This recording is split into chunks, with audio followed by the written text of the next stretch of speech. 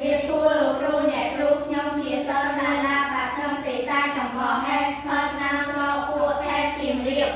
Một nụ chốt đó quanh hai để trong nhông lượng bộ bằng hai nhông xung lên là lùi. Chúng ta xua lục ru nhẹ rút nhông xua lên xua để đaอยู่กับปีน้ำที่นั่นน่ะที่เรามวยก้อนในสนามบอลทำเสร็จใส่ถึงบ่อแห่สู้หลุดรูไหนรูปยังช่วยคอมเดสมอยอยู่กับปีน้ำที่นั่นน่ะที่เรามวยก้อนในสนามบอลทำเสร็จใส่ถึงบ่อแห่รูไหนรูหลุดรูยังช่วยยิงสู้อยู่กับปีน้ำที่นั่นน่ะที่เราก้อนในสนามบอลทำเสร็จใส่ถึงบ่อแห่ชุดเรียบสู้หลุดรูไหนเราคงชูสามโมได้อยู่กับปีน้ำที่เราทำที่เรามวยก้อนในสนามบอลทำเสร็จใส่ถึงบ่อแห่เรียบสู้หลุดรูไหนรูที่ชูโซเดซ่าอยู่กับปีน้ำที่เราทำที่เรามวยก้อนในสนามบอลทำเสร็จใส่ถึงบ่อแห่ថ្ងៃនេះដែរក្នុងខ្ញុំបានលើកយកបញ្ហាប្រឈមពីគ្រោះថ្នាក់ចរាចរណ៍លើកយកមកបង្ហាញលោកគ្រូអ្នកគ្រូដោយសារតែអ្នកគ្រូក៏ដូចជាសិស្សសិស្សមិនទាន់យល់ដឹងអំពីលើសញ្ញាចរាចរណ៍មកពីពួកគាត់មិនទាន់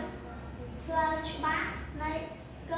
អំពីលើសញ្ញាចរាចរណ៍នីមួយៗហើយនេះហើយខ្ញុំក៏សម្រាប់ជាបន្តតែតូនមួយដែរតើតូននឹង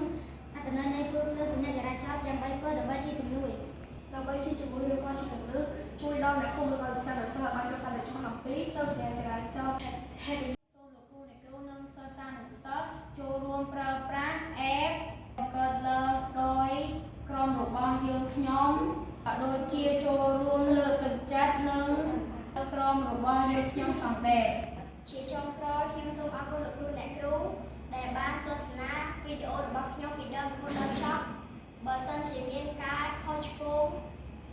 លើខ្វះសូមខន្តីអភ័យទោសសូមអរគុណសូមជម្រាបលា